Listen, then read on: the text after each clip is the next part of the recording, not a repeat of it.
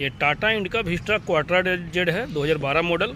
और इसका engine side से कुछ आवाज़ आ रहा है, तो आप लोग आवाज़ हम स्टार्ट करके दिखा रहे हैं। गाड़ी स्टार्ट करने का आवाज़ आएगा, देखिएगा। आवाज़ को आप सुन करके बताइएगा, कमेंट करके क्या चीज़ का आवाज़ है। ये देखिए, ये इंजन है मेरा। अब गाड़ी स्टार्ट करते हैं, आवाज़ सुनिएगा।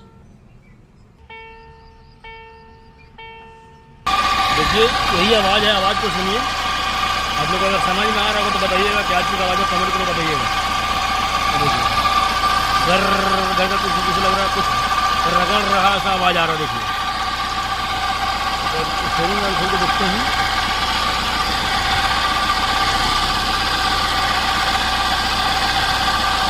देखिए, आप लोग को आवाज़ अगर समझ में आए तो बताइएगा क्या चीज़ का आवाज़ है, तो प्लीज़ कमेंट करके बताइएगा।